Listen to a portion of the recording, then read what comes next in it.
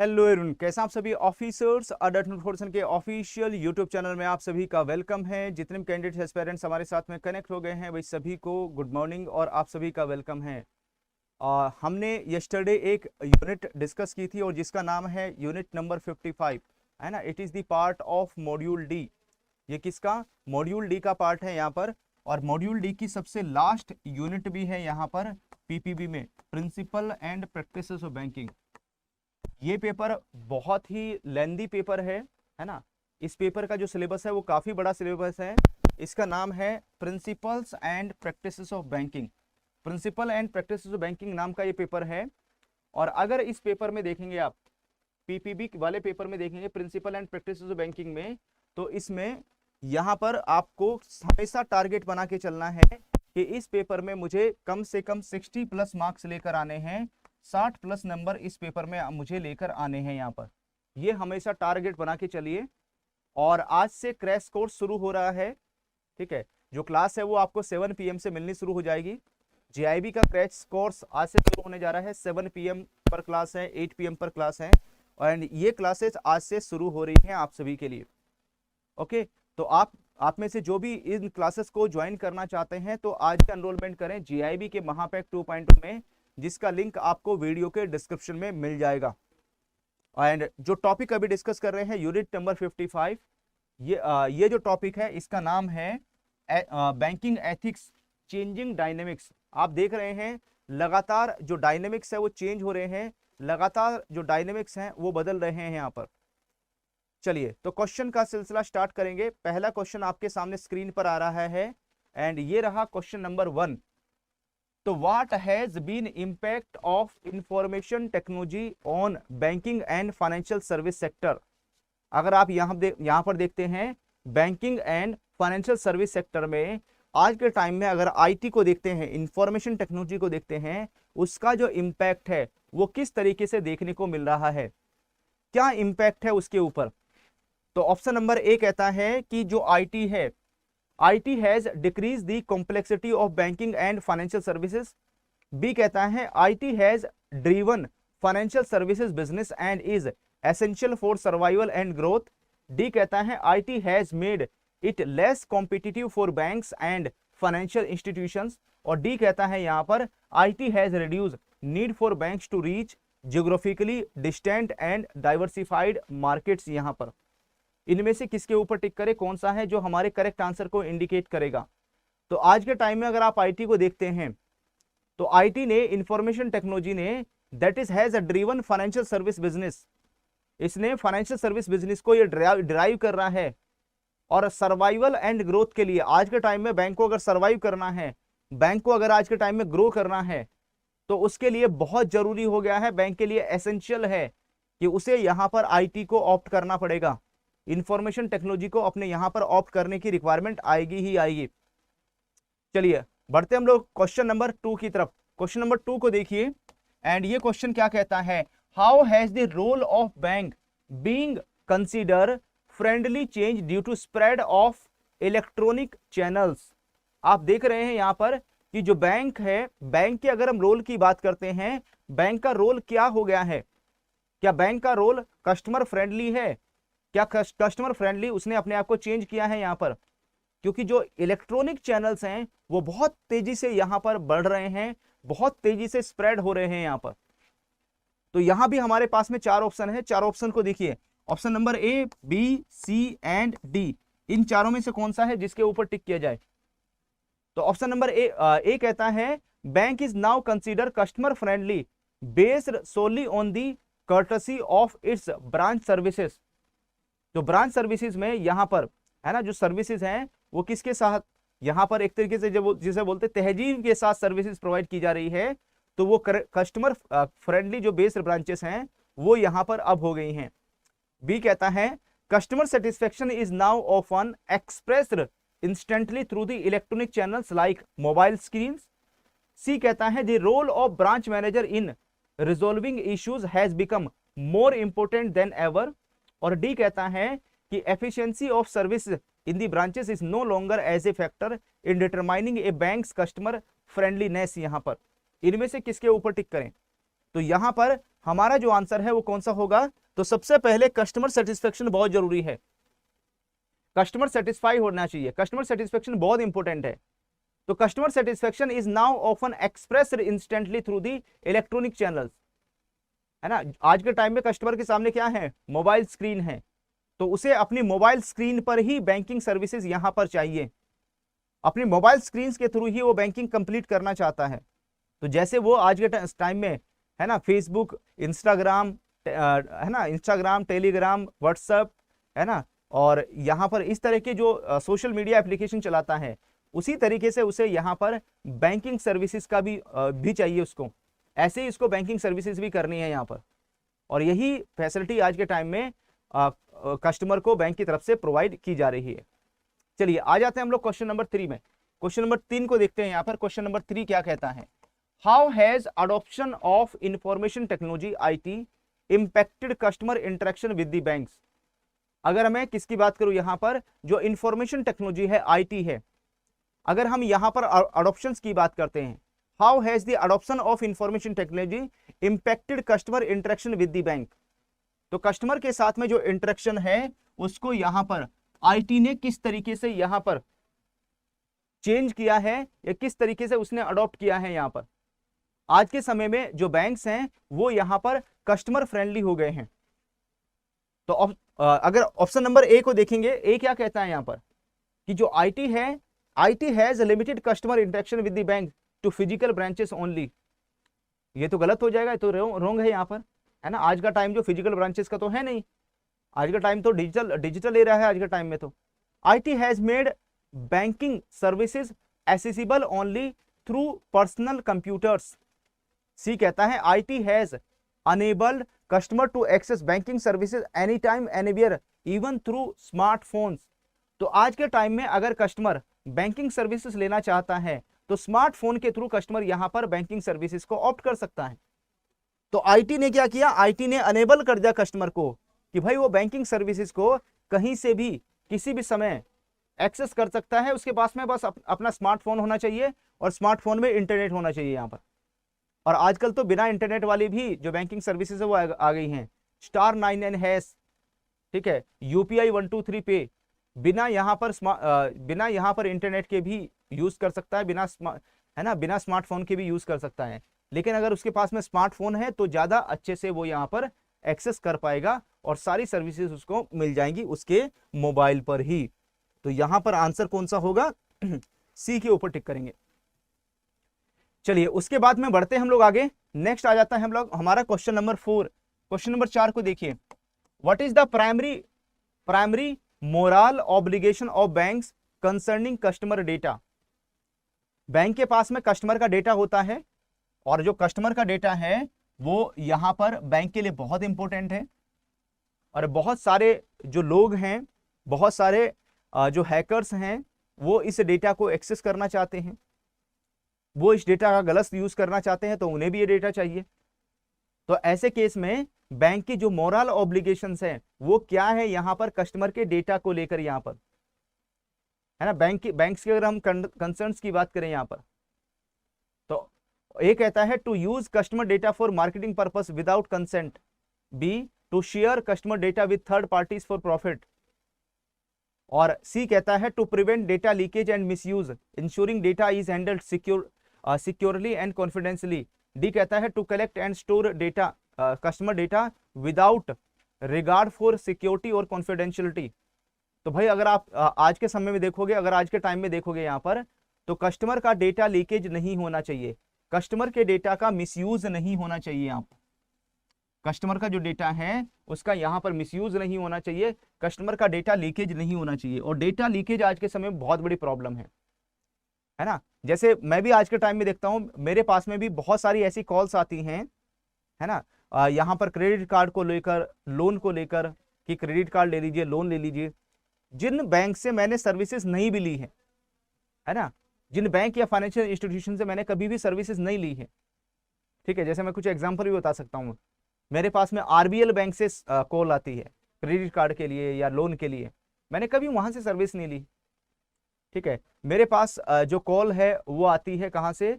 Bajaj finance से call आती है, हालांकि मैंने कभी बजाज फाइनेंस की कोई सर्विस नहीं ली, तो उनके पास में मेरा मोबाइल नंबर, मेरा नाम, है ना, मेरा डेटा उनके पास पहुंचा कैसे? ठीक है, उन्हें कैसे पता कि मेरा नाम, मेरा मोबाइल नंबर क्या है, है ना, मेरा नाम क्या है यहाँ पर? ठीक है, तो ये जो है डेटा लीकेज होता है, डेटा लीकेज होता है, और जो डेटा लीकेज होता है फिर उसका यहाँ पर मिसयूज होता है। तो उनके पास में मेरा पैन नंबर भी होगा, है ना, उसके उस पैन नंबर के बेसिस पर उन्होंने मेरा सिविल स्कोर चेक कर लिया होगा, और उसके बाद फिर वो मुझे कॉल कर रहे हैं। तो ये जो है ना डेटा जो लीकेज होता है उसका मिसयूज होता है यहाँ पर। तो ऐसे केस में इंश्योर करना है कि data is handle securely and confidentiality, है ना, जो डेटा है वो यहाँ पर सिक्योर होना चाहिए, डेटा का मिसयूज नहीं होना चाहिए यहाँ पर।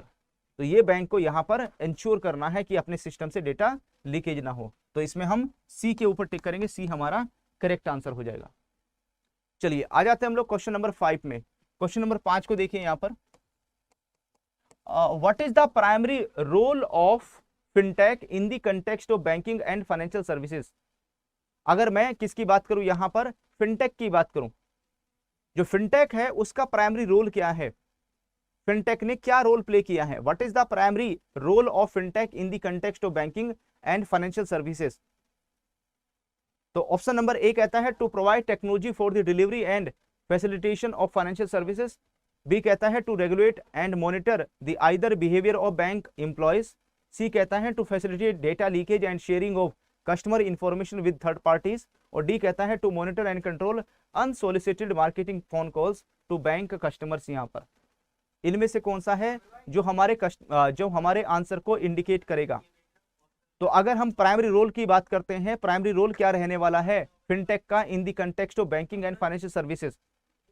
तो भाई यहां पर अगर आप देखोगे तो जो प्राइमरी रोल है फिनटेक, फिनटेक का पूरा नाम क्या है? फिन का मतलब होता है फाइनेंस, फिन का मतलब फाइनेंस, टेक का मतलब टेक्नोलॉजी। तो फाइनेंस और टेक्नोलॉजी, फाइनेंस और टेक्नोलॉजी, इन दोनों शब्दों को जब मिला दोगे तो इससे इन दोनों शब्दों को मिलाकर बनता है फिनटेक। तो अगर मैं बैंकिंग एंड फाइनेंशियल सर्विसेज में की बात करता हूं तो यहां पर फिनटेक का प्राइमरी रोल क्या है? तो इसका प्राइमरी रोल है to provide technology for delivery and facilitation of financial services, है ना, ये इसका यहां पर इंपैक्ट आएगा। तो हम इसमें ए के ऊपर टिक करेंगे, ए हमारा करेक्ट आंसर होगा इस क्वेश्चन को लेकर। चलिए आ जाते हैं हम लोग क्वेश्चन नंबर 6 में। क्वेश्चन नंबर 6 को देखिए, सारे क्वेश्चन बहुत अच्छे हैं और इनमें से ही आपको जो क्वेश्चन है वो एग्जाम में मिल जाएंगे। तो मैं आपको हमेशा एग्जाम लेवल के क्वेश्चंस प्रोवाइड करता हूं, एग्जाम लेवल के जो क्वेश्चंस है वो आपके लिए आते हैं, सो दैट इन क्वेश्चन की आप प्रैक्टिस करें और एग्जाम में इसी टाइप के जो क्वेश्चंस है उनको अटेम्प्ट कर लें। तो what is the purpose of enabling framework for regulatory sandbox put in place by the RBI. तो रिजर्व बैंक ऑफ इंडिया की तरफ से, आरबीआई की तरफ से यहां पर, है ना, एक इंट्रोड्यूस किया गया, एक चीज को इंट्रोड्यूस किया गया जिसका नाम है enabling framework for regulatory sandbox. इसको आरबीआई ने इंट्रोड्यूस किया, इसको आरबीआई लेकर आया। क्यों लेकर आया आरबीआई इसको? आरबीआई ने क्यों इंट्रोड्यूस किया इसको यहां पर? इसके पीछे का पर्पस क्या है? तो इसमें भी हमारे पास में 4 ऑप्शन हैं, 4 ऑप्शन को देखिए यहां पर। तो आरबीआई यहां पर जो रेगुलेटरी सैंडबॉक्स लेकर आया है उसके पीछे का जो बड़ा रीजन ये है कि अगर कोई बैंक कोई इनोवेशन करना चाहता है, कोई इनोवेटिव प्रोडक्ट लेकर आना चाहता है, कोई नई सर्विसेज को इंट्रोड्यूस करना चाहता है, किसी नए बिजनेस मॉडल को इंट्रोड्यूस करना चाहता है, तो पहले उसे टेस्टिंग करने की रिक्वायरमेंट आएगी कि भाई जो भी मैं इनोवेशन कर रहा हूं, जो भी नया प्रोडक्ट सर्विसेज लेकर आ रहा हूं, कोई नया बिजनेस मॉडल इंप्लीमेंट कर रहा हूं, वो चलेगा या नहीं चलेगा, सक्सेसफुल होगा या नहीं होगा। तो वहां पर टेस्टिंग की रिक्वायरमेंट आएगी, वहां पर टेस्ट करना होगा। तो इसके लिए जो रेगुलेटरी सैंडबॉक्स है उसको आरबीआई ने इंट्रोड्यूस किया। तो आज के समय में बैंक यहां पर क्या कर सकते हैं, आज के टाइम में बैंक यहां पर इसकी टेस्टिंग कर सकते हैं। To provide a formal regulatory program for testing new financial product and services या business model in a live environment, ये बैंक आज के समय में यहां पर कर सकते हैं। ये फैसिलिटी बैंक के पास में अवेलेबल है और ये बहुत अच्छी चीज है। यहां पर आरबीआई ने बहुत बढ़िया चीज इंट्रोड्यूस की। अगर कोई बैंक अपने यहाँ पर इनोवेशन करना चाहता है तो वो सक्सेसफुल होगा या नहीं होगा, उसके एडवांटेज क्या है, डिसएडवांटेज क्या है, तो पहले टेस्टिंग करके उसको चेक कर सकते हैं यहाँ पर। तो बी के ऊपर टिक करेंगे, बी हमारा करेक्ट आंसर रहेगा। वीडियो को लाइक जरूर कर लेना सो दैट सारे क्वेश्चन अकाउंट में सेव हो जाएं, और जब भी आप इन क्वेश्चंस की प्रैक्टिस करना चाहें, प्रैक्टिस के लिए सारे क्वेश्चंस आपके पास अवेलेबल होने चाहिए, ऐसा ना हो क्वेश्चन छूट जाए आपसे। चलो आ जाते हैं हम लोग क्वेश्चन नंबर 7 में। क्वेश्चन नंबर 7 को देखिए, what is the primary objective of enabling a framework for regulatory put in place by the RBI. तो यहां पर आरबीआई है ना, जो रेगुलेटरी सैंडबॉक्स है उसको इंट्रोड्यूस करने के पीछे का बड़ा रीजन क्या है यहां पर, to foster responsible innovation in the financial service and being benefit of the customer. Customer को यहां पर ज्यादा से ज्यादा बेनिफिट पहुंचाएं, कस्टमर को ज्यादा से ज्यादा यहां पर फायदे पहुंचाएं, और यहां पर एक रिस्पॉन्सिबल इनोवेशन जो फाइनेंशियल सर्विसेज है उसमें बैंक एंड फाइनेंशियल इंस्टीट्यूशन लेकर आ सके, जो फाइनेंशियल सर्विसेज है उसमें इनोवेशन बढ़ाएं यहां पर। जैसे आप देखोगे पेटीएम है, पेटीएम एक फिनटेक है।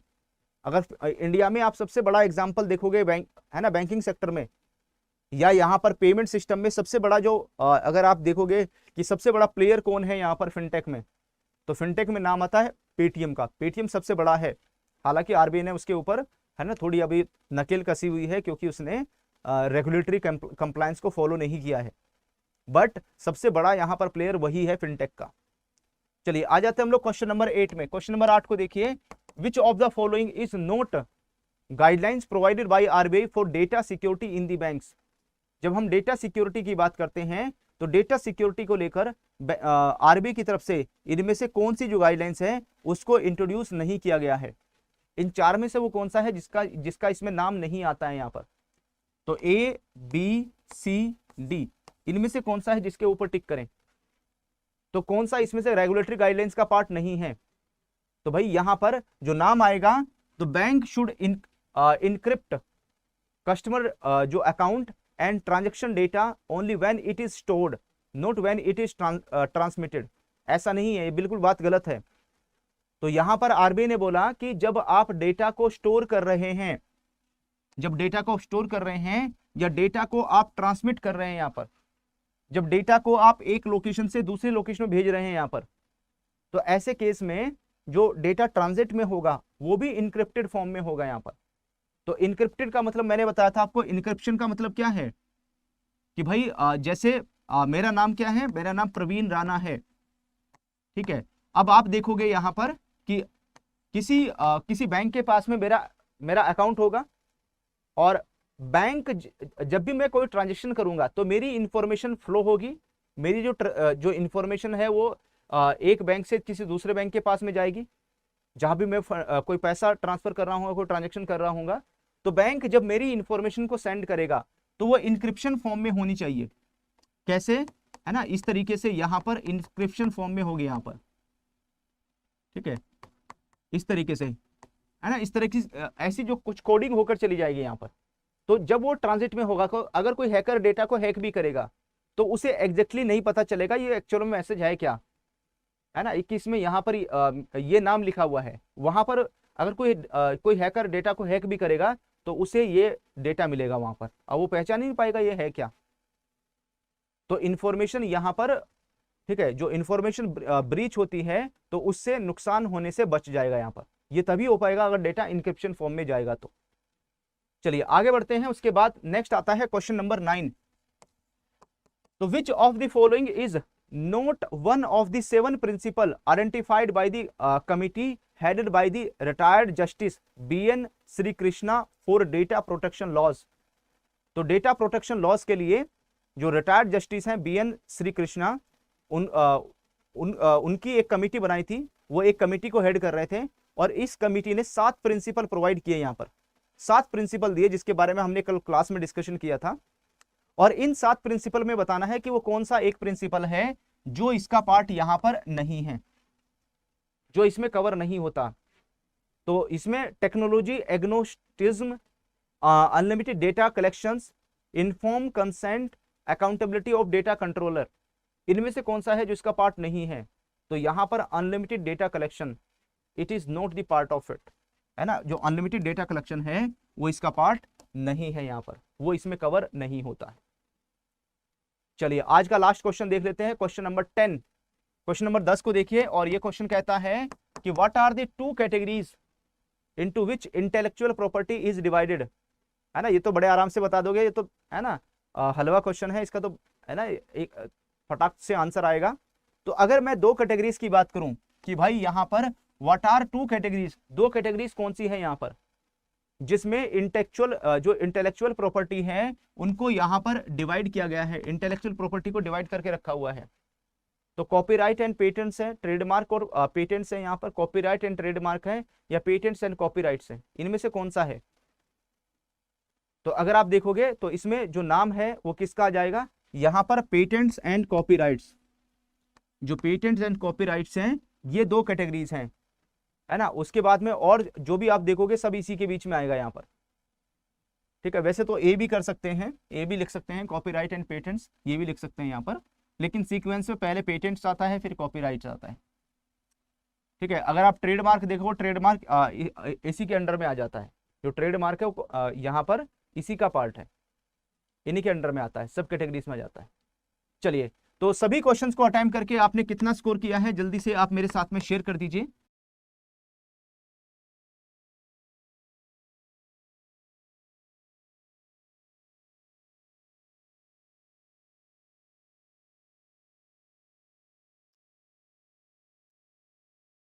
Hello everyone, good morning all of you, सभी को ऑडिबल है? एक बार जल्दी से कंफर्म कर दीजिए कि आप सभी को ऑडिबल है, आवाज आ रही है आप सभी को। चलिए स्टार्ट करते हैं हम लोग PPB principle and practices banking को लेकर शुरू करते हैं। PPB principle and practices banking, ये पेपर काफी लेंदी है, बहुत लेंदी पेपर होता है, लेकिन जब हम इसको शुरू करते हैं तो फिर है ना आपको लगातार प्रिपरेशन कराते चले जाते हैं, लगातार जो प्रिपरेशन है वो कंप्लीट कराते चले जाते हैं। तो अगर आप देखोगे यहां पर इस पेपर में हमेशा टारगेट बना के चलो कि 60 प्लस मार्क्स लेकर आने हैं।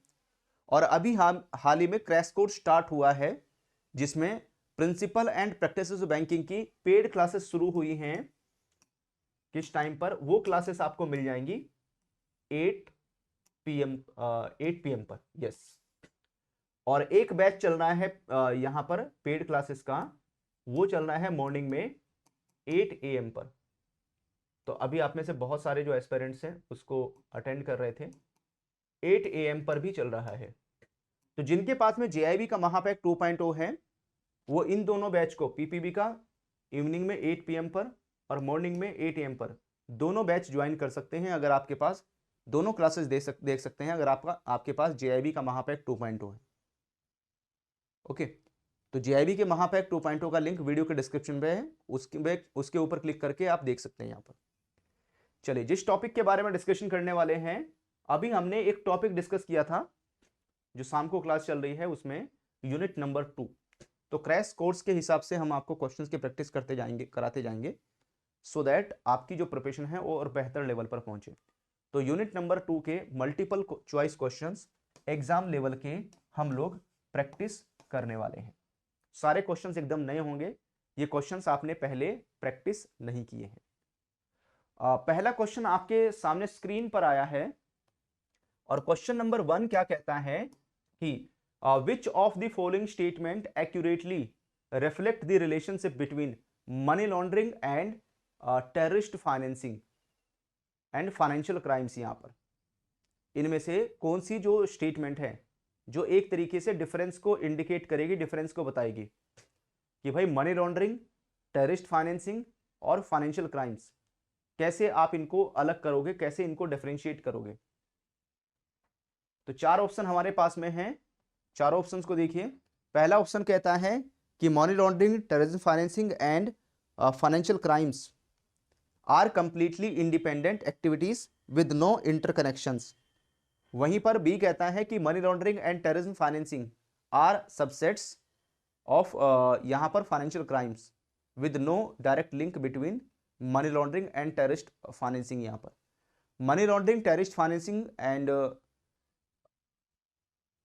financial crimes are interconnected with similar modalities used for ML and TF. TF is type of ML, but it is not it has no connection to with FC. कौन सा है भाई? ठीक है, क्वेश्चन बहुत अच्छा है एंड अगर नहीं पता है तो नहीं, आंसर नहीं, अगर आपको इसके बारे में नहीं जानते हैं तो एग्जाम में भी आंसर नहीं निकाल पाएंगे इसके बारे में। तो ऐसे क्वेश्चन को प्रैक्टिस करोगे तभी आपको पता चलेगा कि कहां टिक करना है, कौन सा जो ऑप्शन है जो हमारा करेक्ट आंसर को इंडिकेट करेगा। तो अगर आप मनी लॉन्ड्रिंग को देखोगे, money laundering, terrorism financing and financial crimes, these are interconnected, ये आपस में इंटरकनेक्टेड रहते हैं with similar modalities use for money laundering and terrorism financing. जो मनी लॉन्ड्रिंग है, टेररिज्म फाइनेंसिंग है, ये सेम तरह की एक्टिविटीज के लिए यहां पर इस्तेमाल होते हैं। तो money laundering and terrorism financing it is the part of financial crimes, ये फाइनेंशियल क्राइम्स का ही यहां पर पार्ट है, ये उसी का पार्ट रहती है यहां पर। चलिए आ जाते हैं हम लोग क्वेश्चन नंबर 2 में। इस क्वेश्चन को देखिए, in the money laundering cycle what is the primary purpose of layering stage. हमने कल 3 स्टेज की बात की थी, है ना, मनी लॉन्ड्रिंग में हमने 3 स्टेज की बात की थी यहां पर। अब उसमें जो यहां पर लेयरिंग वाली स्टेज है उसका क्या पर्पस है, लेयरिंग वाली जो स्टेज है उसका कहां पर यूज किया जाता है, उसका कहां पर इस्तेमाल करते हैं। तो ए बी सी डी चारों ऑप्शन को देखिए, इनमें से कौन सा है जिसके ऊपर टिक करें हम लोग, इनमें से कौन सा है जिसके ऊपर टिक किया जाए। ईच एंड एवरी क्वेश्चन का आंसर करना है, ट्राई करो, है ना, ईच एंड एवरी क्वेश्चन का आंसर देने का ट्राई करते जाओ। तो यस, यहां पर to pass fund through numerous financial transaction to hide their source, कहां से पैसा आया और कहां पर पैसा चला गया, है ना, क्या करना, गोल गोल घुमाना यहां पर, ठीक है, गोल गोल घुमाना यहां पर, इस अकाउंट से उस अकाउंट में, उस अकाउंट से उस है ना, एक अकाउंट से दूसरे में, दूसरे से तीसरे में, तीसरे से चौथे में, इस तरीके से नंबर ऑफ अकाउंट्स में जो फंड है उसको यहां पर ट्रांसफर करना, to pass the fund through numerous financial transaction to hide their source, उनके जो सोर्स है उसको हाइड किया जा सके यहां पर। चलिए एक और देखिए यहां पर क्वेश्चन नंबर 3, क्वेश्चन नंबर 3 क्या कहता है यहां पर, इसका आंसर बताइए, इसमें हमें कहां पर टिक करना होगा, इसमें हमें कहां पर टिक करना होगा, कौन सा है जो हमारे करेक्ट आंसर को इंडिकेट करेगा। विच of the following statements accurately describes the moving stage in the financing of terrorism. जो यहां पर फाइनेंसिंग ऑफ टेररिज्म है उसमें मूविंग स्टेज का मतलब क्या है, what is the meaning of moving stage. तो ये भी हमने कल डिस्कस किया था, अगर आपने क्लास अटेंड की होगी, अगर आपने क्रैश कोर्स में क्लास अटेंड की होगी तो ये भी मैंने यहां पर जो टेररिज्म फाइनेंसिंग की सारी स्टेज आपको बताई थी, 4 स्टेज होती है, चारों स्टेज के बारे में आपको बताया था। तो ऑप्शन नंबर ए कहता है it involve the use of funds for carrying out terrorist activities और फॉर ऑर्गेनाइजेशनल पर्पस। बी कहता है it is process of sourcing funds from sympathizers and engaging in income generating activities। C कहता है it involve transferring fund to the locations of terrorist organization possibly across international borders.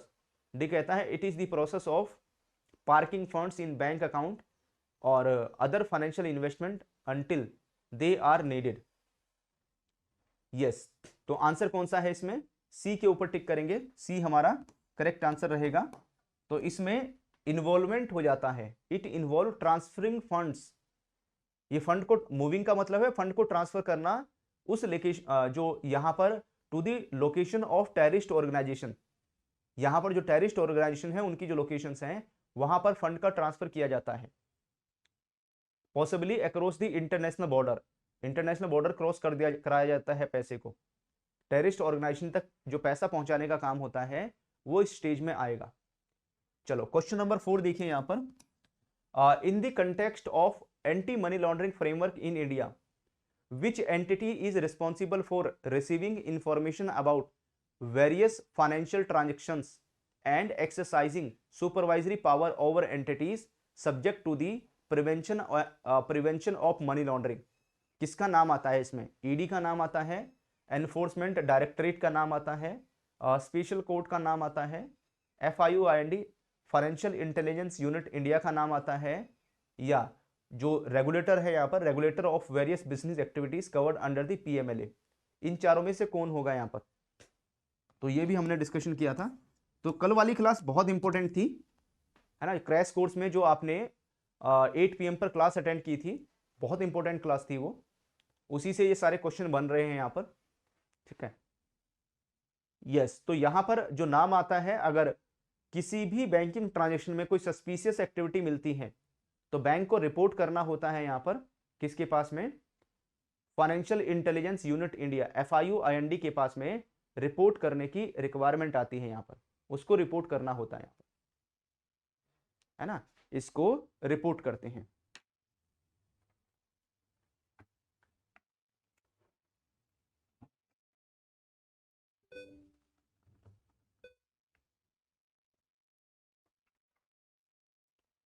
चलो आगे बढ़ेंगे, next आ जाते हैं हम लोग।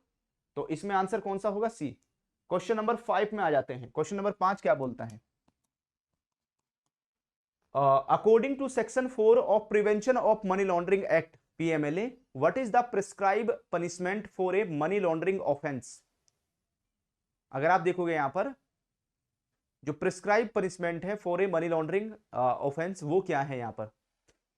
तो ऑप्शन नंबर ए कहता है imprisonment for not less than 1 year but up to 5 years, imprisonment for not less than 3 years but up to 7 year, and a fine which may extend up to 10 years for offense connected with the narcotics, drugs and psychotropic substance act. C कहता है a fine only without any imprisonment. D कहता है imprisonment for a fixed term of 5 years and fine. इनमें से कौन सा है जिसके ऊपर टिक करें हम लोग? यस, तो अगर कोई व्यक्ति यहां पर मनी लॉन्ड्रिंग के केस में पकड़ा जाता है तो उसे यहां पर इम्प्रिसमेंट हो सकती है, और रिग्रेस इम्प्रिसमेंट है 3 से 5 साल तक की, और साथ में यहां पर फाइन भी लगाया जा सकता है। दोनों भी लग सकते हैं, यहां पर दोनों भी हो सकते हैं। और अगर कोई केस यहां पर ड्रग्स वाला केस आता है, ड्रग्स वाला केस पकड़ा जाता है, जिसमें कुछ समय पहले आपने देखा होगा कि जो शाहरुख खान का बेटा है वो ड्रग्स वाले केस में पकड़ा गया था, है ना, ड्रग्स वाले केस में उसका नाम आया था। तो अगर कोई ड्रग्स वाले केस में पकड़ा जाता है तो 10 साल तक की जेल की सजा हो सकती है ना, 10 साल तक की जेल की सजा हो सकती है उसमें, ड्रग्स वाले केस में। मनी लॉन्ड्रिंग में 3 से 5 साल, और ड्रग्स के केस में 10 साल तक की जेल की सजा है यहाँ पर। तो बहुत है ना, हार्ड होता है ड्रग्स वाला केस। चलिए आगे बढ़ेंगे, नेक्स्ट मूव करेंगे क्वेश्चन नंबर 6 की तरफ। क्वेश्चन नंबर 6 को देखते हैं, ये क्वेश्चन क्या कहता है? Which of the following is not a measure taken by banks to mitigate money laundering and terrorist financing risk as per the obligation under PMLA, जो prevention of money laundering act है ना। अगर हम किसकी PMLA की बात करें, prevention of money laundering की बात करते हैं, तो इनमें से कौन सा है? Which of the following is not a measure, है ना, कौन सा यहां पर मीजर का पार्ट है ना, कौन सा मेजरमेंट में नहीं आता?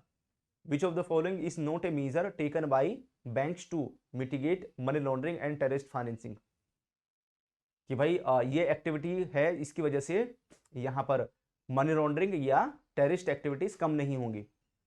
Monitoring customer transaction and reporting suspicious activities to the FIUIND, providing anonymous account to customer to protect their privacy. उसके बाद में C, training staff in KYC and AML procedures, complying with applicable laws and regulatory guidelines. तो यहां पर अगर आप customer को कोई एनोनिमस अकाउंट्स, ठीक है, providing anonymous accounts to customer to protect their privacy, यानी अगर कस्टमर के को इस तरीके से आप इंफॉर्मेशन प्रोवाइड करते हैं सो दैट कस्टमर की प्राइवेसी को यहां पर छिपाया जा सके, ठीक है, उसका अकाउंट नंबर ये अगर वगैरह हाइड किया जाता है तो उससे यहां पर कस्टमर तो बच जाएगा, कस्टमर के साथ में यहां पर जो फ्रॉड वगैरह हो सकते हैं उससे वो खुद तो बच जाएगा, लेकिन यहां पर इससे ये जरूरी नहीं है कि मनी लॉन्ड्रिंग या टेररिस्ट फाइनेंसिंग इससे रुक जाएगी, है ना, ये उसका पार्ट नहीं आता है, ठीक है। ये मनी लॉन्ड्रिंग, टेररिस्ट फाइनेंसिंग, ये और ये तीनों काम आएंगे, लेकिन बी का इसमें कोई काम नहीं है। चलो आ जाते हैं हम लोग क्वेश्चन नंबर 7 में। क्वेश्चन नंबर 7 को देखिए, what was the primary purpose of obtaining an introduction from an existing account holder और staff member for a new customer in banking practice prior to introduction of KYC guidance by the RBI in 2002। KYC India में applicable हुआ है, KYC India में आया 2002 में, है ना। जो केवाईसी है वो इंडिया में 2002 में आया और 2005 से मैंडेटरी हुआ, 2005 में मैंडेटरी किया गया। उससे पहले केवाईसी नहीं होता था, 2002 से पहले केवाईसी नहीं होता था। और उससे पहले अगर कस्टमर को अकाउंट ओपन करना होता था तो उसके लिए किसी स्टाफ मेंबर, कोई स्टाफ मेंबर यहाँ पर नए कस्टमर के लिए यहाँ पर इंट्रोडक्शन का काम करता था, या जो एग्जिस्टिंग अकाउंट होल्डर है वो कस्टमर के लिए यहाँ पर एज ए यहाँ पर इंट्रोडक्शन के तौर पर काम करता था। तो किसी स्टाफ मेंबर की तरफ से या एग्जिस्टिंग कस्टमर की तरफ से इंट्रोडक्शन दिया जाता था, तब जाकर यहाँ पर कस्टमर अपना अकाउंट खोल सकता था। तो उसका प्राइमरी पर्पस क्या था यहाँ पर? तो भाई उसका प्राइमरी पर्पस था to provide protection under the negotiable instrument act to collecting banker. तो कलेक्टिंग बैंकर को नेगोशिएबल इंस्ट्रूमेंट एक्ट में यहाँ पर प्रोटेक्शन मिल जाती थी कि हाँ भाई, जिस पर्सन के बिहाफ पर हम कलेक्शन का काम कर रहे हैं वो पर्सन एक्चुअल में जेन्युइन पर्सन है यहाँ पर, है ना, जेन्युइन व्यक्ति है यहाँ पर, उसके लिए इसका यूज होता था, उसके लिए इसका इस्तेमाल करते थे यहाँ पर। तो इसमें हम बी के ऊपर टिक करेंगे। चलिए आ जाते हैं हम लोग क्वेश्चन नंबर 8। क्वेश्चन नंबर 8 को देखिए।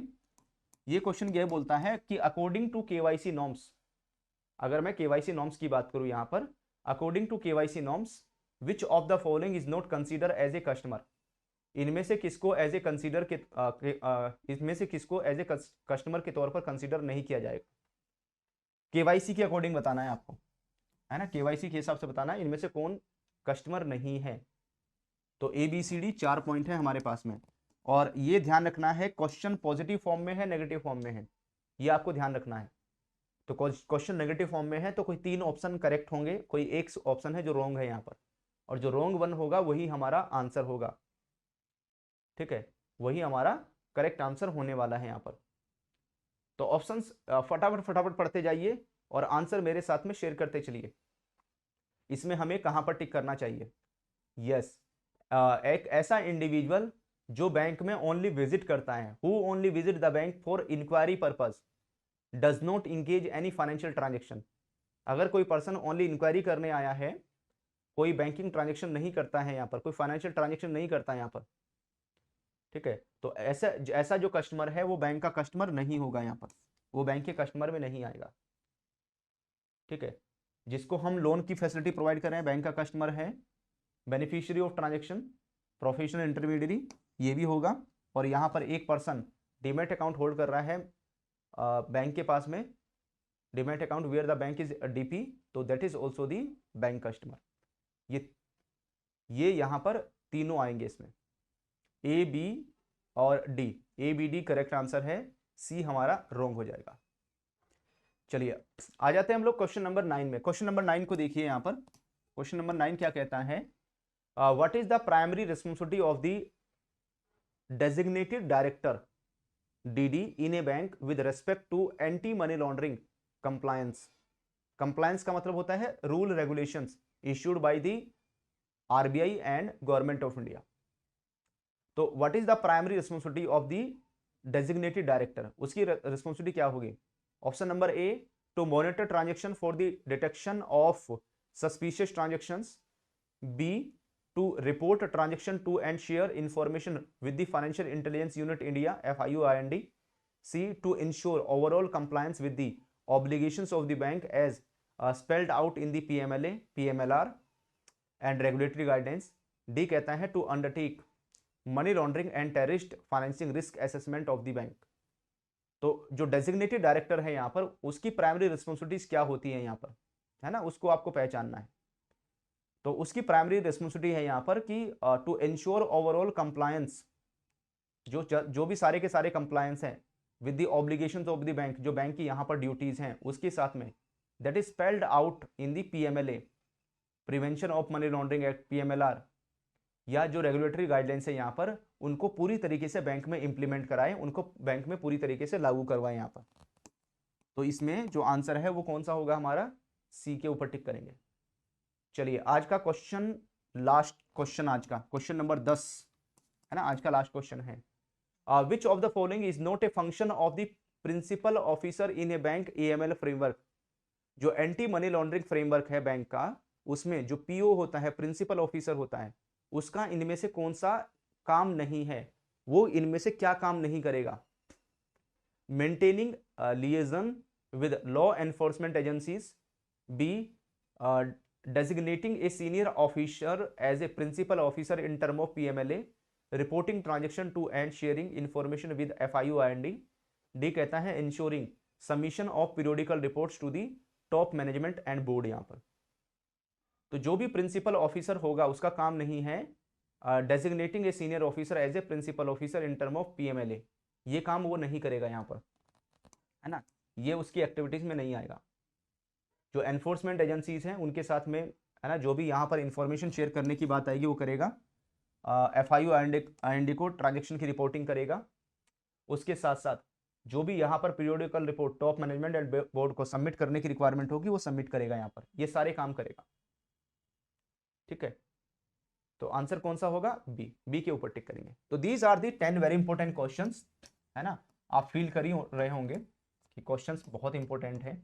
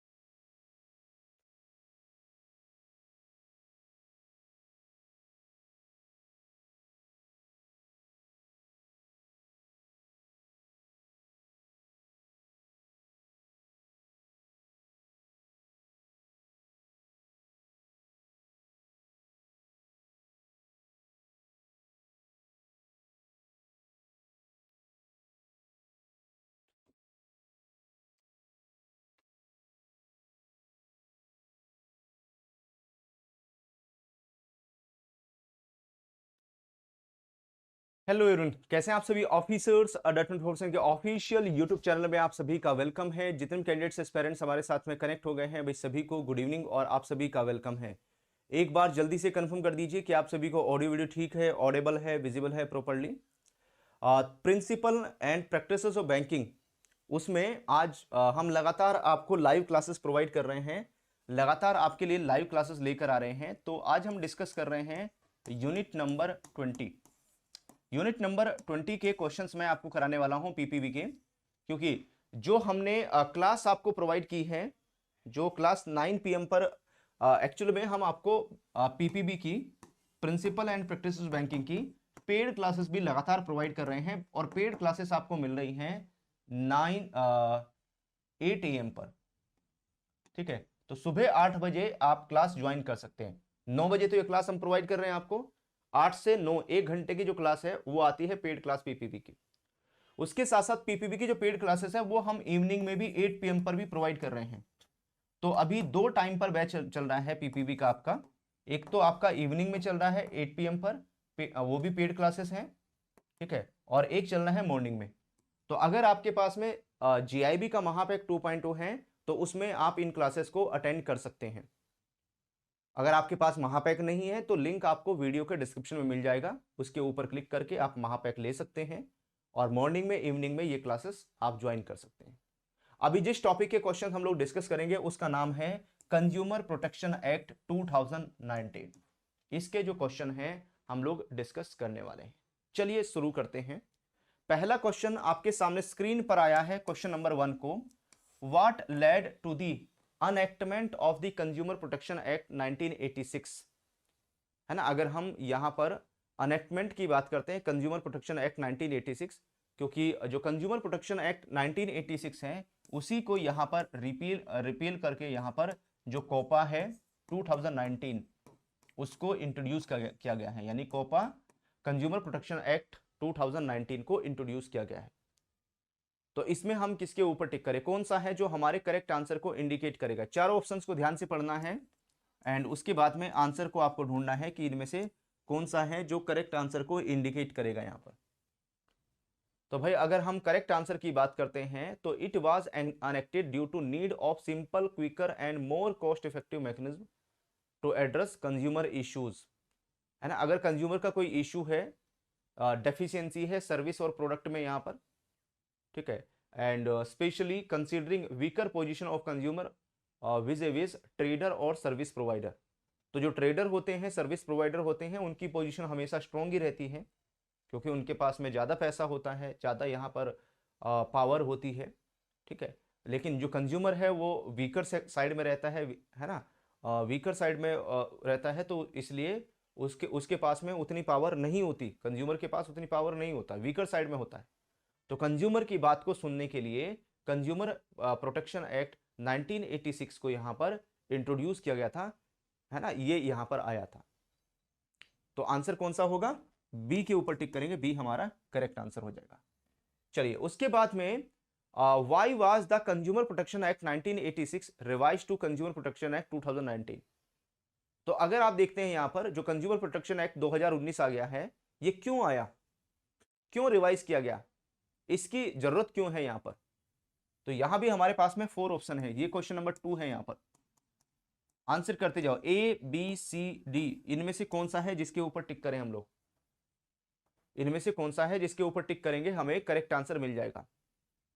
तो भाई एक्चुअल में क्या होने लगा है कि नया एरा है, जो कंज्यूमर प्रोटेक्शन एक्ट है वो 1986 में बना था, 1986 में बना, और अब यहां पर, है ना, ये 20th सेंचुरी है, 2020 2020 आ गया है ना। अब तो 2024 चल रहा है, जब ये एक्ट आया था उस टाइम पर 2020 था। तो 1986 और अब आज के समय में जो कंपनीज हैं, कंज्यूमर हैं, उनकी जो पोजीशन है वो बिल्कुल चेंज हो चुकी है यहाँ पर। 1986 में हमारे कंट्री में ग्लोबलाइजेशन नहीं था, लेकिन अब ग्लोबलाइजेशन है, अब हम इंटरनेशनल स्टैंडर्ड्स को फॉलो कर रहे हैं, है ना। आज के समय में अगर आप देखोगे, इंडिया बहुत सारी चीज़ों में जो इंटरनेशनल स्टैंडर्ड्स है उनको फॉलो कर रहा है यहाँ पर। तो इसमें अगर हम रिवीजन की बात करते हैं तो revision was made to address new consumer issues, जो यहाँ पर लिबरलाइजेशन, ग्लोबलाइजेशन, डिजिटाइजेशन की वजह से हुआ, है ना। आज के टाइम में देखोगे जो डिजिटाइजेशन हो गया, 1986 में तो कंप्यूटर ही नहीं थे, आज देखो सारा काम कंप्यूटर से हो रहा है ना, इंटरनेट का इस्तेमाल किया जा रहा है।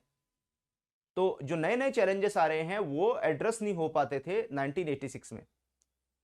जैसे एग्जाम्पल के तौर पर अगर आप कोई भी सामान फ्लिपकार्ट से परचेज करते हैं, अमेजोन से परचेज करते हैं, आपने फ्लिपकार्ट या अमेजोन से सामान कोई परचेज किया और वहां पर वो सामान आपको बहुत घटिया सामान मिला है, ठीक है, या आपके साथ में उसमें चीटिंग हुई है, तो आपके पास ऐसा कोई फोरम नहीं था 1986 में जहां पर कंप्लेन की जा सके, क्योंकि कंज्यूमर प्रोटेक्शन एक्ट 1986 में ई कॉमर्स को कंसीडर ही नहीं किया गया था, वहां पर ई कॉमर्स नाम का कोई शब्द ही नहीं था, तो इसलिए जरूरी हो गया था।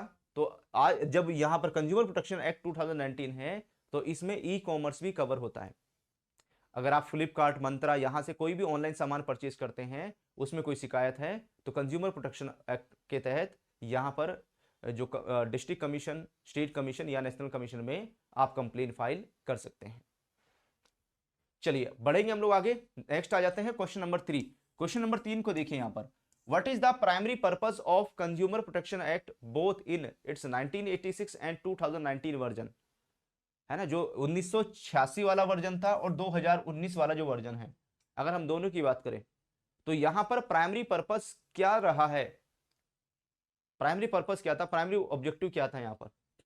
तो इसमें भी 4 ऑप्शन है, ए बी सी डी, चारों को पढ़िए, ठीक है। चारों को पढ़ने के बाद देखिए इसमें कौन सा है जो आपके आंसर को यहां पर करेक्ट इंडिकेट करेगा, जो आपके आंसर को एकदम सही बताएगा यहां पर। तो यहां पर अगर हम एम की बात करते हैं तो दोनों का ही जो एम है, कंज्यूमर प्रोटेक्शन एक्ट की बात करें तो वो था offer better protection of the interest of the consumer, है ना, एक क्वासी जुडिशियल मैकेनिज्म बनाया जाए यहां पर जिसमें स्पीडी और सिंपल रेड्रेसल हो यहां पर कंज्यूमर डिस्प्यूट को लेकर। यानी कंज्यूमर की अगर कोई शिकायत है, कंज्यूमर अगर कोई शिकायत करना चाहता है, कंज्यूमर अगर कंप्लेन फाइल करना चाहता है, तो उसके लिए एक ऐसा कोर्ट होना चाहिए यहां पर जो सिर्फ उसी के लिए काम करे यहां पर, है ना, उसमें तेजी से काम करें, सिंपल हो उसके लिए, ठीक है, एंड उसका यहां पर ज्यादा पैसा भी खर्च ना हो, ठीक है, ज्यादा पैसा भी खर्च ना हो, एक लेवल तक तो यहां पर एक भी रुपया नहीं देना पड़ता यहां पर केस फाइल करने के लिए। सिविल कोर्ट में केस फाइल करने चले जाओ, है ना, वहां पॉकेट खाली हो जाती है, लेकिन यहां पर एक सर्टेन अमाउंट तक कस्टमर को कोई भी पैसा देने की जरूरत यहां पर नहीं है कंप्लेन फाइल करने के लिए। क्वासी जुडिशियल वो होता है जो सिर्फ एक ही टाइप के मैटर को यहां पर कंसीडर करता है। तो यहां पर कंज्यूमर सिर्फ ऐसे कोर्ट जिसमें ओनली कंज्यूमर से रिलेटेड जो मैटर है, किसी एक ही चीज से रिलेटेड जो मैटर है, केस है, वो कंसीडर किए जाते हैं, उसे बोलते हैं क्वासी जुडिशियल यहां पर। तो कस्टमर के इंटरेस्ट को यहां पर प्रोटेक्शन प्रोवाइड करने का जो काम है वो इसमें किया जाता है। चलिए आ जाते हैं हम लोग क्वेश्चन नंबर 4 में। क्वेश्चन नंबर 4 को देखते हैं। क्वेश्चन नंबर 4 क्या कहता है यहां पर, what are the exclusion under the consumer protection act 2019।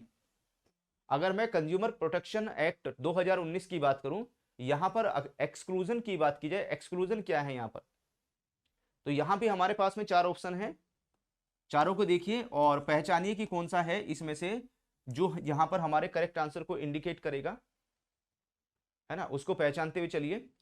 तो जब एक्सक्लूजन की बात होती है तो इसमें ऐसे गुड्स एंड सर्विसेज को एक्सक्लूड कर दिया जाएगा जो यहां पर गुड्स फॉर रीसेल पर्पस, है ना, अगर कोई गुड्स रीसेल पर्पस के लिए है, गुड्स फॉर कमर्शियल पर्पस यहां पर, सर्विसेज रेंडर की गई है फ्री ऑफ चार्ज यहां पर, services under a contract for personal service, है ना, these are not covered in consumer protection act 2019।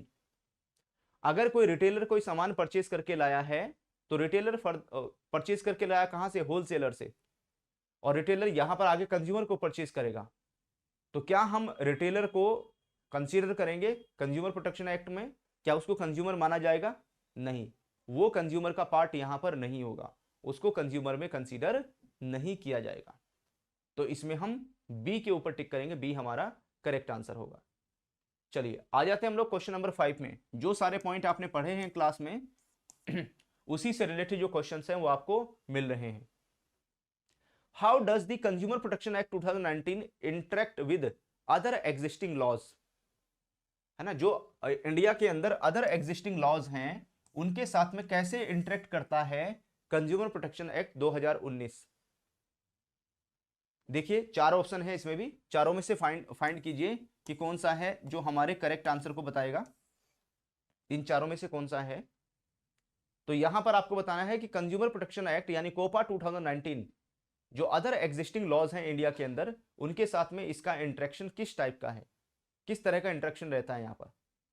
तो इसमें अगर हम प्रोविजंस की बात करते हैं तो provisions of COPA 2019 consumer protection act 2019 are additional to other applicable laws, है ना, जो भी यहां पर अदर एप्लीकेबल लॉज हैं उसमें एक एडिशनल के तौर पर काम करता है, and do not supersede specific provision of other act offering and additional remedy to consumer. तो कंज्यूमर को यहां पर एक एडिशनल रेमेडी प्रोवाइड करता है, ये किसी भी अदर एक्ट को सुपरसीड नहीं करता, किसी भी अदर एक्ट के ऊपर ये नहीं जाता है यहां पर। तो मान लेते हैं अगर किसी कस्टमर की कोई भी प्रॉब्लम कोपा में सोल्व नहीं हो पाती है, तो अगर कस्टमर चाहे, कस्टमर सिविल कोर्ट में भी जाकर केस फाइल कर सकता है यहां पर, एंड ये सिविल कोर्ट का वायलेशन नहीं करेगा। ऐसा नहीं है कि हमने डिसीजन दे दिया तो फर्दर इसके ऊपर कोई और डिसीजन यहां पर नहीं दे सकता। तो इसमें हम बी के ऊपर टिक करेंगे, बी हमारा करेक्ट आंसर रहेगा। चलिए आ जाते हैं हम लोग क्वेश्चन नंबर 6 में। What are some of the salient new aspect included in the consumer protection act 2019। Consumer protection act 2019 में ऐसे क्या चीजें हैं जो नई नई चीजें यहां पर एड ऑन की गई, जो नई नई चीजों को इसमें जोड़ा गया है वो क्या है। तो ए बी सी डी में से option number A B C and D choose कीजिए, इनमें से कौन सा है जो करेक्ट आंसर को बताएगा यहां पर। तो आपको बताना है कि जो कंज्यूमर प्रोटेक्शन एक्ट 2019 है उसमें नई नई चीजें क्या जोड़ी गई हैं। तो भाई जो 2019 है कंज्यूमर प्रोटेक्शन एक्ट 2019 स्पेसिफिकली ये यहां पर कंज्यूमर के राइट्स को डिफाइन करता है। कंज्यूमर के अधिकार क्या हैं, कंज्यूमर के राइट्स क्या हैं, उनको ये डिफाइन करता है। एक तो पहले कंज्यूमर के जो राइट्स हैं वो डिफाइन नहीं थे, और यहां पर एक जो नया कॉन्सेप्ट है unfair contract, unfair trade practices, उसको यहां पर इंट्रोड्यूस किया गया। यहां पर प्रोडक्ट लायबिलिटी है ना, प्रोडक्ट में लायबिलिटी एक्शन को इसमें इंट्रोड्यूस किया गया। जैसे मैंने अभी आपको क्लास में बताया था कि किसी पर्सन ने अगर कोई मोबाइल परचेज किया एंड वो मोबाइल ब्लास्ट हो जाता है और उसके ब्लास्ट होने से यहाँ पर वो पर्सन इंजर्ड हो जाता है, तो क्या कंपनी रिस्पॉन्सिबल है या नहीं है? रिस्पॉन्सिबल है। कंज्यूमर प्रोटेक्शन एक्ट 2019 में 1986 में ऐसा कोई प्रोविजन पहले नहीं था यहाँ पर। ठीक है, ई कॉमर्स को यहाँ पर इंक्लूड किया गया है ना। अगर आप देखोगे ई कॉमर्स, फ्लिपकार्ट, अमेजोन, मंत्रा, वहां पर भी अगर कोई चीटिंग होती है तो यहां पर कंप्लेन कर सकते हैं। अगर फॉल्स एडवर्टीजमेंट होते हैं उसको इंक्लूड किया गया है ना। जो एक्टर एक्ट्रेसेस यहां पर है ना, मन मर्जी चाहे जो जो एड उठा लिया, ऐड कर दिया यहां पर, उसके ऊपर रोक लगाया यहां पर। जो एंडोर्समेंट है यहां पर, यानी अगर कोई एक्टर एक्ट्रेस है ना, कोई एक्ट्रेसेस है यहां पर, या कोई स्पोर्ट्स प्लेयर है यहां पर, या कोई और वेरी इंपॉर्टेंट पर्सन है, अगर वो एडवर्टीजमेंट करता है कोई, तो उसको भी 10 बार सोचना है, देखना है क्या एडवर्टीजमेंट मैं करने जा रहा हूं यहाँ पर, कहीं वो फॉल्स एडवर्टीजमेंट तो नहीं है। अदरवाइज 10 लाख रुपए की पेनल्टी है और 1 साल तक है ना कोई एड्स नहीं कर पाएगा यहाँ पर। एक्सप्रेस वारंटी है यहाँ पर। तो दैट इज ये जो सारी नई चीजें हैं कंज्यूमर प्रोटेक्शन एक्ट 2019 में यहाँ पर इंट्रोड्यूस हुई। चलिए आगे बढ़ेंगे, क्वेश्चन नंबर 7 में आ जाएंगे। क्वेश्चन नंबर 7 को देखिए, how does consumer protection act 2019 define a consumer. जो कंज्यूमर प्रोटेक्शन एक्ट 2019 है वो यहां पर कंज्यूमर को कैसे डिफाइन करता है, कंज्यूमर को किस तरीके से यहां पर डिफाइन करेगा। यहां पर डिफाइन करने के लिए क्या प्रोविजन यहां पर एप्लीकेबल होंगे, तो इसमें भी आप देखेंगे यहां भी आपके पास में 4 ऑप्शंस रहेंगे, option A, B, C and D. इनमें से ढूंढना है, इनमें से बताना है कि वो कौन सा है जो हमारे यहां पर करेक्ट आंसर को इंडिकेट करेगा। तो ए, बी, सी, डी, इनमें से कौन से किसके ऊपर यहां पर टिक किया जाए। तो अगर हम कंज्यूमर की बात करते हैं, कंज्यूमर अभी ये भी हमने क्लास में बात की थी, कंज्यूमर एक ऐसा पर्सन है, कंज्यूमर एक ऐसा पर्सन है, any person who buys goods और सर्विसेज है ना for personal use, not for resale और कमर्शियल पर्पस। जो यहां पर रीसेल या कमर्शियल पर्पस के लिए परचेज नहीं करता, यहां पर उसने पर्सनल यूज के लिए यहां पर कोई गुड्स या सर्विसेज अगर परचेज की है यहां पर, including those engaging in online transaction, teleshopping या डायरेक्ट यहां पर सेलिंग, इनमें से किसी के थ्रू भी उसने परचेज किया है यहां पर। ठीक है, तो that person will be cover under the consumer. ये पर्सन यहां पर कंज्यूमर की कैटेगरी में आएगा, इसको इस पर्सन को कंज्यूमर की कैटेगरी में कंसीडर करेंगे यहां पर। चलिए आ जाते हैं हम लोग क्वेश्चन नंबर 8 में। क्वेश्चन नंबर 8 को देखें यहां पर, what is the scope of commercial purpose of the consumer protection act 2019। अगर हम कमर्शियल पर्पस की बात करते हैं तो कमर्शियल पर्पस को कैसे टैकल करता है ये, स्कोप क्या है यहां पर, what is the scope of commercial purpose. A B C D में से चारों में से सेलेक्ट करना है, इसमें भी तेजी से पढ़ना है, चारों ऑप्शंस को बहुत तेजी से पढ़ना है। ठीक है, पढ़ने की जो स्पीड है वो आपकी बहुत ज्यादा होनी चाहिए, क्योंकि आज के टाइम में एग्जाम में बहुत लेंदी क्वेश्चंस आने लगे हैं, बड़े बड़े क्वेश्चंस आते हैं। तो आपकी क्वेश्चंस को पढ़ने की, ऑप्शंस को पढ़ने की स्पीड जितनी ज़्यादा होगी दिए गए समय में, आप क्वेश्चंस को उतना इजीली यहाँ पर कर पाएंगे। यस, तो टर्म कमर्शियल पर्पस यहाँ पर एक्सक्लूड्स ऐसे इंडिविजुअल जो भी यहाँ पर गुड्स एंड सर्विसेज का यूज करते हैं यहाँ पर exclusively for earning their livelihood through self employment. ठीक है, तो वो यहां पर कमर्शियल पर्पस को इंडिकेट करता है।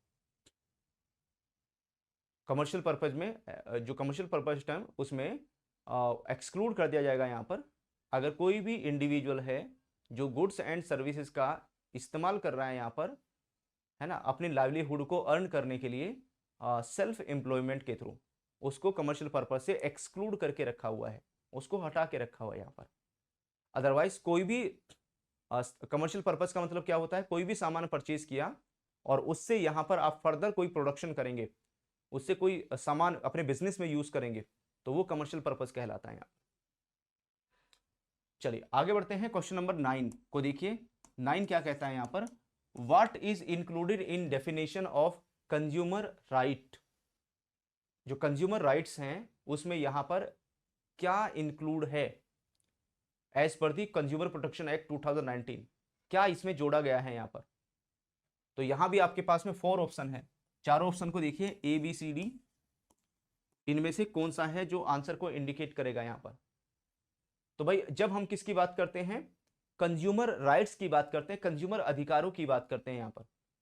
तो कंज्यूमर राइट्स में अगर कोई यहां पर अनफेयर ट्रेड प्रैक्टिसेस होती है, अनएथिकल ट्रेड प्रैक्टिसेस की जाती है यहां पर कंपनीज के द्वारा, तो right to seek redressal against any business practice that is deemed unfair और अनएथिकल। तो कंज्यूमर प्रोटेक्शन एक्ट के तहत जाकर यहां पर कंप्लेन फाइल कर सकता है, यहां पर कंप्लेन फाइल की जा सकती है। चलिए आज का लास्ट क्वेश्चन देख लेते हैं, आखिरी क्वेश्चन स्क्रीन पर है आपके, और ये क्वेश्चन क्या कहता है, what is the purpose of defining consumer rights. Consumer rights को डिफाइन करने का पर्पस क्या है कंज्यूमर प्रोटेक्शन एक्ट 2019 में, इसके पीछे का ऑब्जेक्टिव क्या है यहां पर। तो option number A B C and D, इनमें से चूज करो कौन सा है। जो कंज्यूमर के राइट्स हैं उनको क्यों डिफाइन किया गया, कंज्यूमर को भी पता होना चाहिए कि उसके राइट्स क्या हैं, उसके अधिकार क्या हैं यहां पर। तो इसके पीछे का जो बड़ा रीजन है वो है यहां पर to ensure that consumers are inform about the quality price of the goods and services. ठीक है, गुड्स एंड सर्विसेज का प्राइस कितना है, उसकी क्वालिटी क्या है यहां पर, इसकी इंफॉर्मेशन कस्टमर को दी जाए यहां पर। इसके साथ साथ उसकी प्योरिटी, उसकी क्वांटिटी, उसकी क्वालिटी के बारे में यहां पर कंज्यूमर को बताया जाए। ये सारी बातें कंज्यूमर को पता होनी चाहिए यहां पर। तो these are the 10 very important questions related to this topic.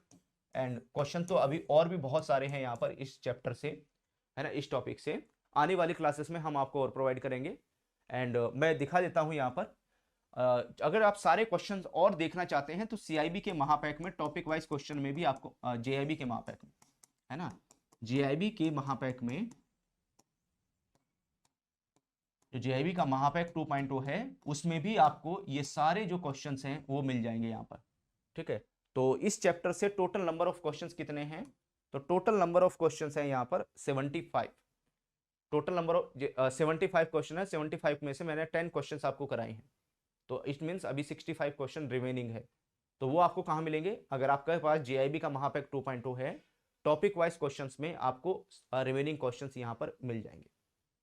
GIB का महापैक अगर आपके पास नहीं है तो जीआईबी के महापैक का लिंक आपको वीडियो के डिस्क्रिप्शन में मिल जाएगा, जिसके ऊपर क्लिक करके आप डायरेक्टली महापैक को सब्सक्राइब कर सकते हैं।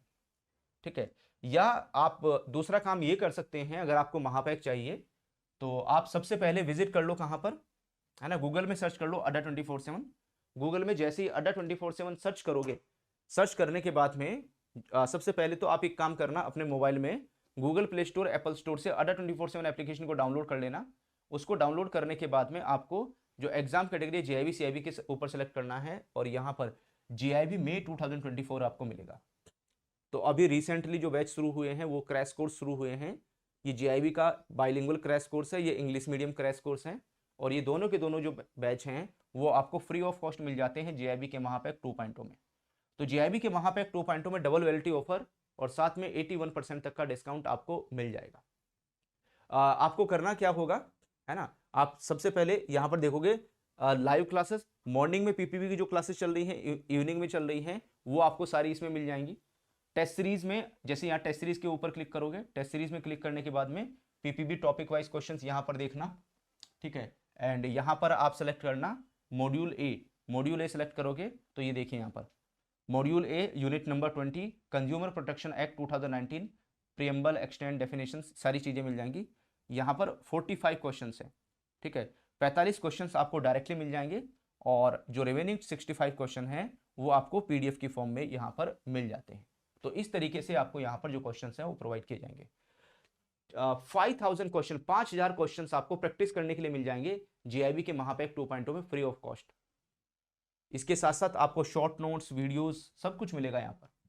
और अगर आप आज से ही लाइव क्लासेस स्टार्ट करना चाहते हैं तो ये कोड यूज करना, कोड रहेगा Y1 Y195, ये कोड आपको टाइप करना होगा Y195, अप्लाई के ऊपर क्लिक कर देना। तो आपको 24,000 रुपए का डायरेक्ट डिस्काउंट यहां पर मिल जाएगा, 24,000 रुपीज का आपको डायरेक्ट डिस्काउंट मिल जाएगा। एंड 5999 में ये मिलेगा आपको। 300 रुपये आपको और कम हो जाएंगे अडा 24/7 एप्लीकेशन के थ्रू एनरोलमेंट करने पर। 300 रुपीज़ आपके और कम हो जाएंगे, तो 5699 रुपये, 5699 रुपीज़ में पूरा GIB का महापैक 2.2 6+6 12 महीने की वैलिडिटी के साथ में आपको मिल जाता है। एक बड़ा फायदा और है इसका, अभी एग्जाम से पहले रिवीजन बैच आएगा, है ना, अकाउंट्स का न्यूमेरिकल क्वेश्चंस का स्पेशल बैच आएगा। एग्जाम के बीच में जो 1 वीक का गैप रहता है उसके लिए हम स्पेशल बैच बनाते हैं, ठीक है। तो अगर आपके पास महापैक है तो ये आने वाले जितने सारे बैच होंगे ये आपको फ्री ऑफ कॉस्ट मिल जाएंगे महापैक में, उसके लिए आपको अलग से पे करने की रिक्वायरमेंट नहीं होगी। तो ये बड़ा बेनिफिट होता है, ये बड़ा फायदा मिलता है। उसके बाद में mini marathon, full fledge marathon classes आएंगी, तो उनका जो बेनिफिट है, जिनके पास महापैक है उनको सबसे पहले इनका बेनिफिट यहाँ पर मिल जाता है। चलिए फिर आज का सेशन हम लोग यहाँ पर वाइंड अप करते हैं एंड मिलेंगे आपसे अगली क्लास में, नेक्स्ट क्लास में डिस्कस करेंगे कुछ और very important points. Thank you all of you, happy learning, जय हिंद।